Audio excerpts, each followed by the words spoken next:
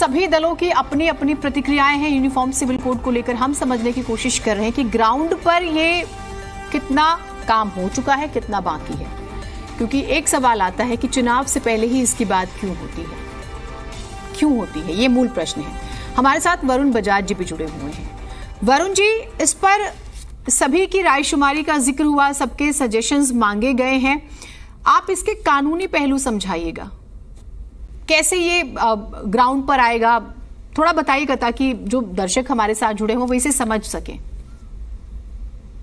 So I think इसके कानूनी पहलू दो तरह पे है। एक तो ये यूनिफॉर्म सिविल कोड है क्या, और दूसरा इसका एवोल्यूशन क्या रहा है। पहली बात तो यूनिफॉर्म सिविल कोड का मतलब जानना बड़ा जरूरी है, क्योंकि कई काफी लोगों को यही नहीं पता होता कि यूनिफॉर्म सिविल कोड का मतलब क्या है। बेसिकली हर एक कंट्री में सिविल लॉज और क्रिमिनल लॉ अलग होते हैं। अब हिंदुस्तान में अगर आप देखिए, जो क्रिमिनल लॉ है वो किसी भी धर्म के प्रधान पे या किसी भी एरिया के प्रधान पे नहीं बटा हुआ, सबके लिए एक ही क्रिमिनल लॉ है, जो कि है आपका इंडियन पीनल कोड और CrPC.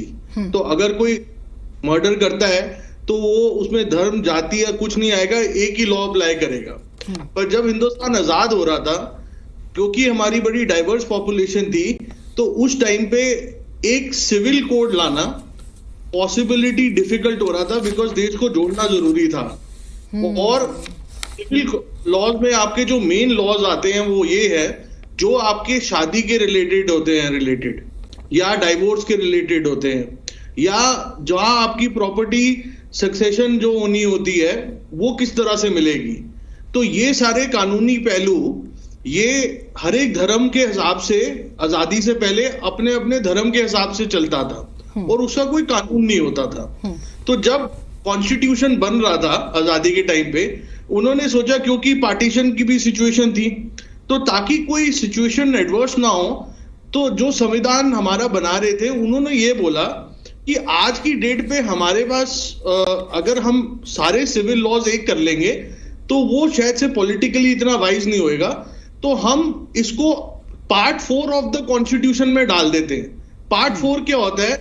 Part 4 directive principles of the constitution कहते हैं। उसका मतलब ये है दैट वो कानून नहीं है, वो कानून नहीं है, पर संविधान ये कह रहा है कि एक तरह से पार्ट 4 हमारा मार्गदर्शन करता है कि आज की डेट में हमारी क्षमता नहीं है इन चीजों को कानून बनाने की, क्योंकि कोई कारण की वजह से, पर जैसे देश आगे बढ़ेगा तो पार्ट 4 के तहत कानून बनने चाहिए। और उसमें यूनिफॉर्म सिविल कोड की एक ऑब्जर्वेशन हमने डाली कि आगे जाके एक यूनिफॉर्म सिविल कोड के तहत जब सही वक्त आएगा तो इंडियन गवर्नमेंट को और पार्लियामेंट को उसके तहत काम करना चाहिए। बट उस पर कुछ बाइंडिंग नहीं है, कोई टाइम लिमिट नहीं है, कोई लिमिटेशन नहीं होती, वो सही अपॉर्चुनिटी इंडियन पार्लियामेंट डिसाइड करे। अब दैट इज द कॉन्स्टिट्यूशनल, संविधान हमारा इतना ही कहता है। पर हुआ क्या, पिछले 75 इयर्स में काफी केस जाने लग गए जो सिविल लॉ से रिलेटेड थे, कानूनी प्रक्रिया के थ्रू, और सुप्रीम कोर्ट के तहत लोग दरवाजा खटखटाने लग गए। एक सबसे पहले लैंडमार्क जजमेंट जो आपने बोला वो शाह बानो का केस था, जहां पे उन्होंने, it was a very famous first judgment, जहां पे हमारे वेरे Muslim women went to Supreme Court to seek maintenance.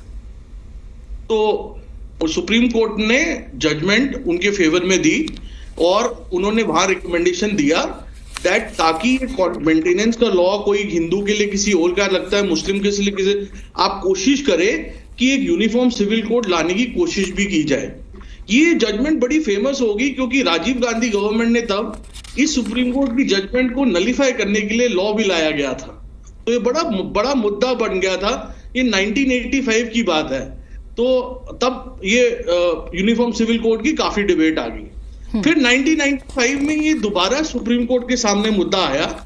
वो केस था Sarla Mudgal versus Union of India. उसमें अगेन एक हिंदू हस्बैंड ने इस्लाम में कन्वर्ट करके एक से ज्यादा शादी करने का मामला था।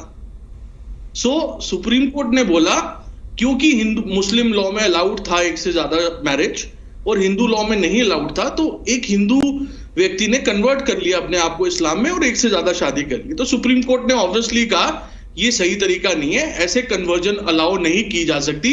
और हम सरकार को फिर दरखास्त करते हैं एक यूनिफॉर्म सिविल कोड के मायने को ध्यान से देखा जाए। ये 1995 की बात है, ठीक है। अब रिसेंटली क्या हुआ है, रिसेंटली 2 जजमेंट्स काफी 2000 अभी इन्होंने लॉ कमीशन बनाई थी 2016 में इस सारी सिचुएशन को इवैल्यूएट करने के लिए, बट 2017 में सुप्रीम कोर्ट में एक और बड़ा इंटरेस्टिंग मामला है, और ये आपके ऑडियंस को भी एक लीगल नॉलेज आएगी इन दोनों केसेस पे, which is Sarla Bano versus Union of India. ये मामला किस लिए था? ये मामला था दैट एक Muslim women approach the supreme court कि आप ट्रिपल तलाक को अनकॉन्स्टिट्यूशनल डिक्लेयर करें और मेरे को कोई ऐसे डाइवोर्स नहीं दे और उसकी एक प्रक्रिया बनाई जाए। तो सुप्रीम कोर्ट ने अनकॉन्स्टिट्यूशनल उसको डिक्लेयर तो किया, बट उन्होंने फिर सरकार को बोला कि आप इस पे कानून लाई जाए ताकि हर एक व्यक्ति को बार बार सुप्रीम कोर्ट ना आना पड़े। और इस जजमेंट के बाद जो प्रिवेलेंट गवर्नमेंट थी जो आज की है, उन्होंने ट्रिपल तलाक को बैन करने का लॉ बनाया। ठीक है। अब इंटरेस्टिंगली क्या हुआ है, क्योंकि 2018 में पहली लॉ कमीशन रिपोर्ट इन्होंने जो बनाई थी 16 में, उसकी सबमिशन भी आई थी। वो कहते कि आप इसको थोड़ा और कंसिडर करिए, एकदम immediate, it is a issue to be discussed, but future में डिस्कस कीजिएगा। बट 2019 में क्या हुआ, which is a very landmark case, और ये सारी मूवमेंट वहां से आ रही है। एंड जैसे रॉय साहब ने भी अभी बोला, आज की डेट पे uniform civil code already Goa में एग्जिस्ट करता है, जो आपने भी बोला, by the code of Portuguese civil code.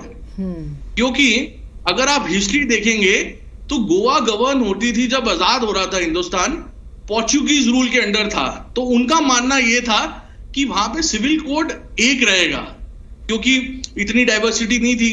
पर उन्होंने जब आजादी हुई तो हमने अपने कॉन्स्टिट्यूशन में आर्टिकल 24 में एक जगह दी इनको कि हम आपका यूनिफॉर्म सिविल कोड ऑनर करेंगे as part of bringing it under the Union of India.